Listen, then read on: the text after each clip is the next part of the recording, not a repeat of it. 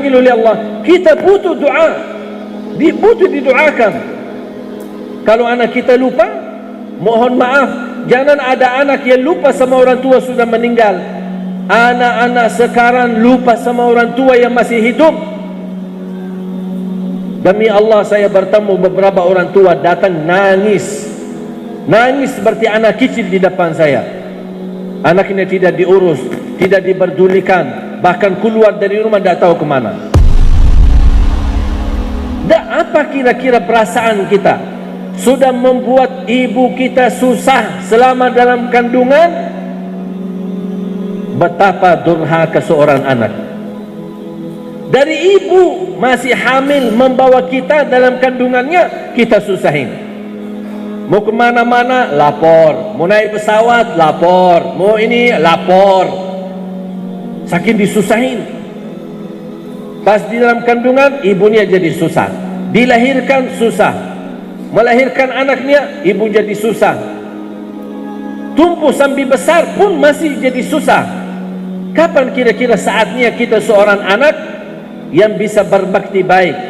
Kapan bisa mengangkat kesusahan kepada ibu kita yang selama ini mengalami dan merasakan? Makanya fantas kalau kita berdoa, Allah tidak kabul doa kita, Allah tidak ijabah hajat kita, karena kita tidak mengangkat kesusahan kepada ibu kita. Justru menambah menyakiti perasaannya. Wallahi, ingat Bapak Ibu, semua dosa besar maupun kecil yang kita lakukan akan Allah tunda hukumannya di hari kiamat. Tertunda hukumannya. Tapi dosa durhaka terhadap orang tua, wallahi akan dibalas oleh Allah di dunia, belum lagi di akhirat. Akan Allah segerakan hukumannya bagi orang yang durhaka sama orang tuanya. Menyakiti perasaannya saja barangkali dianggap biasa, tapi Allah menganggap itu luar biasa, besar. Faham tak di dalam Al-Quran Allah subhanahu wa ta'ala menyebutkan, fala taqul lahuma uffin wala tanharhuma wa qul lahuma qawlan karima. Jangan sekali-kali berkata kepada mereka off. Apa arti off bahasa Indonesia?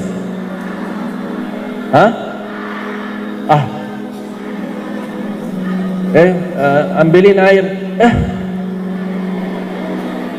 Walaupun sudah bilang kemudian kita pergi ambil air, dibawa airnya, tapi sebelumnya sudah ucapkan dosa.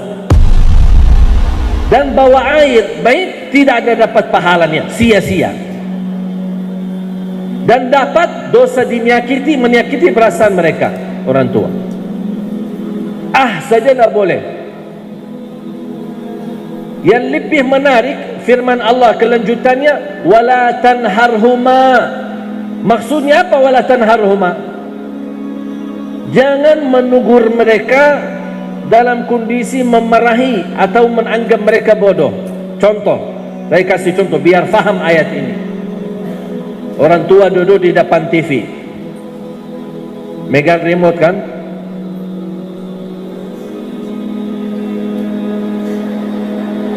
Dia rubah-rubah, mau cari apa, isi apalah gitu, mungkin cari ceramah kah, atau bukannya namanya orang tua, apalagi kalau sudah tua, suka main remote lah. Datang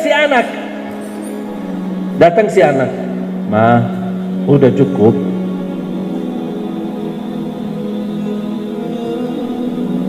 Bahkan ada yang anak bilang, Ma, udah diamin. Mana remote-nya nih? Itu maksudnya wala tanharhuma. Mau nugur mereka saja tidak boleh seperti itu, dosa besar. Terus bagaimana kalau saya mau nugur mereka? Langsung begini aja, dengan cara wa qul lahuma qawlan karima. Berkatalah perkataan yang mulia. Ma, kenapa Ma? Nih, Begini mah, begini. Amin. Ini suka nggak? Dah suka ya? Nih, suka nggak? Suka. Nih, udah sampai dia puas. Tapi kalau caranya, aduh ini dari tadi main remote ini, main remote. Begini sudah, diamin aja, enggak usah megang remote, udah. Itu namanya wala tanharhuma. Jangan menegur mereka dengan cara kasar. Itu dosa besar. Bapak Ibu, ada enggak dosa besar dan kecil? Ada kan? Ada dosa besar. Kalau sama orang tua enggak ada kecil, semuanya besar. Hati-hati. Makanya yang sudah punya orang tua masih hidup, mohon jamaah sekalian, mohon ambillah keridhaan mereka. Bukan dari mulut mereka ridha, tapi benar-benar hati mereka ridha terhadap kita. Bagi orang tua yang sudah tidak ada, apakah pasti kita banyak salah?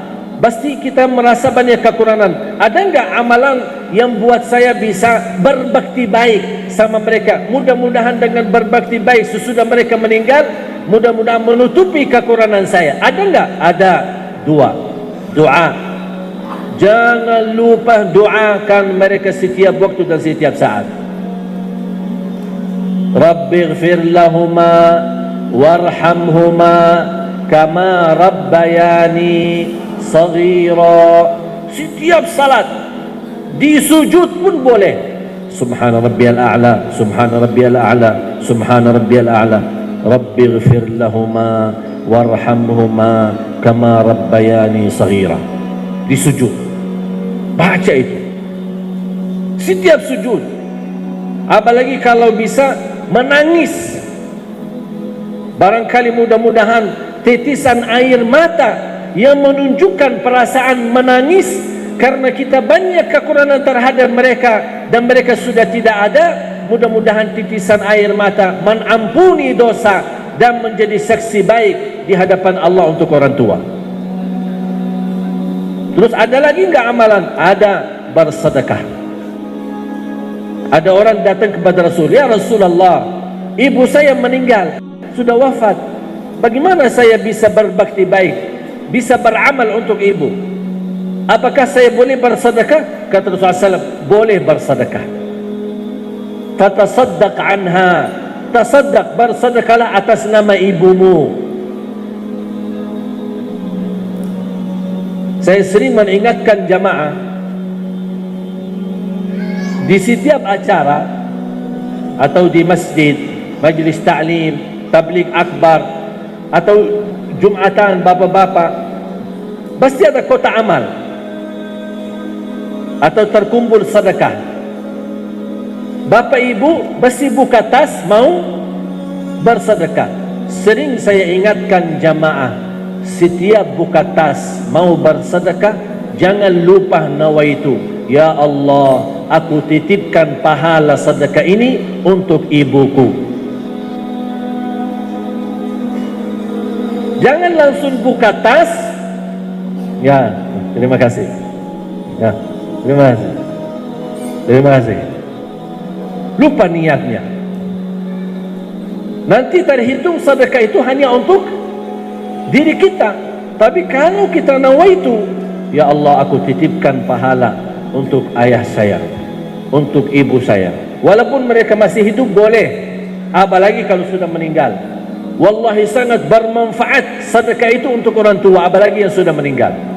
Sangat bermanfaat, mensinarkan cahaya di dalam kubur mereka dengan berkah sedekah kita. Jadi saya mohon, di setiap ibu-ibu, bapak-bapak bersedekah, jangan lupa orang tua kita. Tidak ada di antara kita yang sempurna perilakunya terhadap orang tua. Semua pasti ada salah. Salah yang kita sadarkan maupun kita yang sudah lupakan.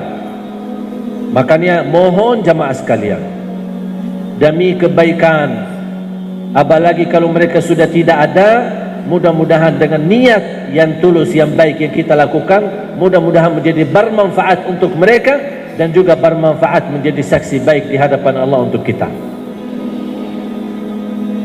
Ada satu guru saya ketika saya bertanya, bagaimana kita bisa balas kebaikan orang tua? Ada enggak kesempatan kita mampu balas jasa orang tua?